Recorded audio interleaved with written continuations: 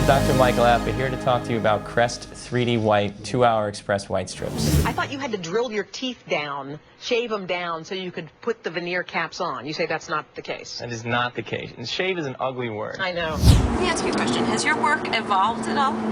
Like since you first started working with Larry? From where Mike was concerned, I was sitting on camera. I was working at Fox 5. Barack Obama busy hosting a jobs creation summit at the White House. Lots of news related to Goldman Sachs hitting the wires this morning. 6 out of the last 8 days, the Dow closes down, lost another 100+ points yesterday. You know, I was hesitant at the time because I had just been divorced. I had 2 young children. Working on air was fairly new to me at the time. I had come from a career on Wall Street. And so I was just trying to get my bearings. From Chloe Sevigny's pearly whites to Donald Trump's $1 million smile, Dr. Appa's facial aesthetic design and smile makeover is changing the way people say cheese. So we went to dinner. You know, he seemed like a child to me. Like he was so jubilant and joyful and zany.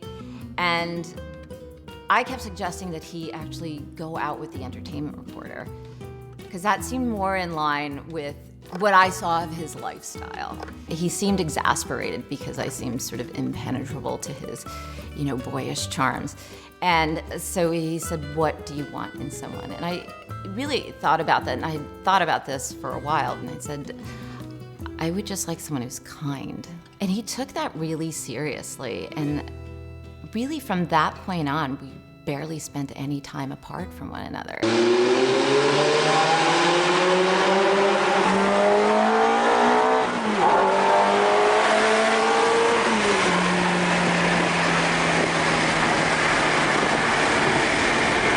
There was definitely something about his lifestyle that was so appealing to me because he was so early on.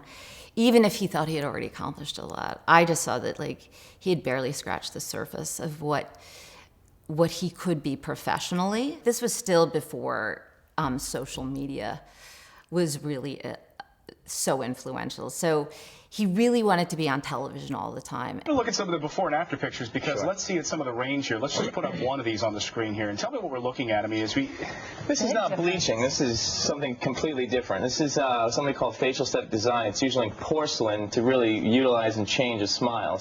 It gets a little more expensive, but it's different. Every part of the country has a different price range. So, you know, New York real estate is not the same as Iowa real estate. Right. And same thing as... Right. But you definitely want to go to a good dentist. You definitely want to go to a good dentist. That could be a problem. Perhaps this gentleman here. Perhaps.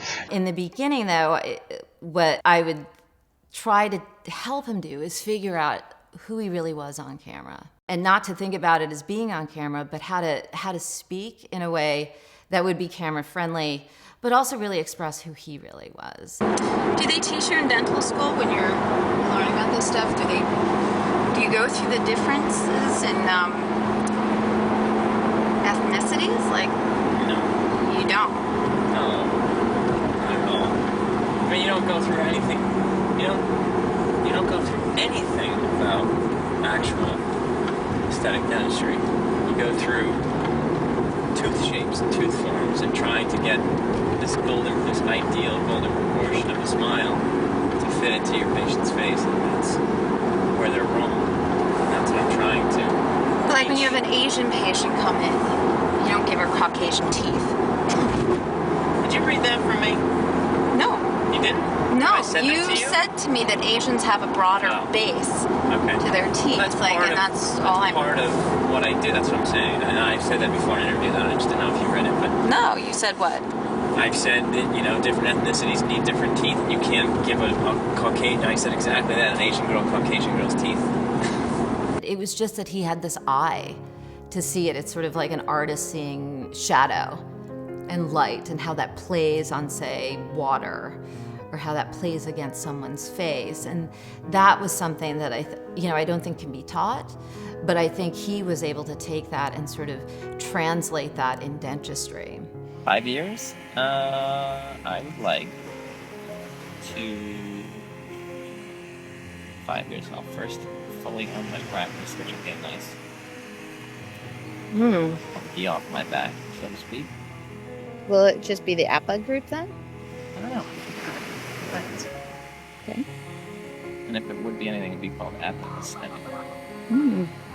Even in the terms of his lifestyle, like everything that we had in our lives aesthetically reflected the craftsmanship of his work and his work. So to me, when people could think, okay, the Ferraris, everything, like the clothes that he wears, the way that he decorates, the art that he loves, all of these are really a reflection of the artistry that he performs as a dentist.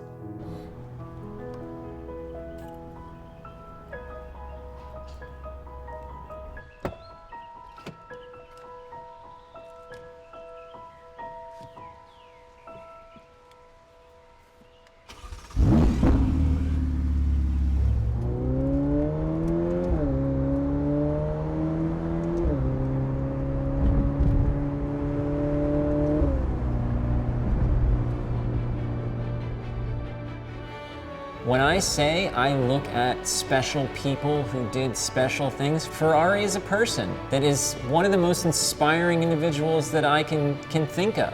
It has to do with surrounding myself with things that I feel that are very special, because what I am trying to do in dentistry is very special. You can see he had much more traditional notions of where do you see yourself in 5 years. He would talk about having a family and having children, and maybe that's still something that he wants, but I think more now he understands that the practice is intrinsically part of him, that is his child. That his DNA is in that office now. And before it was an office, it was a dental chair. Now these are extensions of who he is. It's like having more limbs. This is an appendage of him in so many ways, spiritually, physically. Being with Mike was hitting that reset button, even getting to enjoy the things that I had already accomplished. Like, I had never really thought about all the things I learned in business school or working on Wall Street, and getting to sort of live that with him again, and getting to give that to my children. They got to have another father, and he really embraced that fatherhood and still does. It was also very fun. Like, I got to be a different kind of mother because of Mike. Lisa she has a gift that she was able to see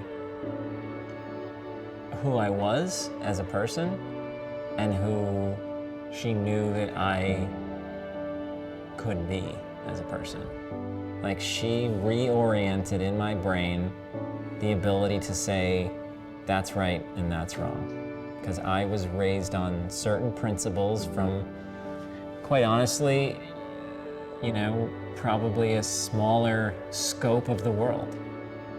And she brought in that to let me fly. I would love to write a screenplay. Sing. TV show.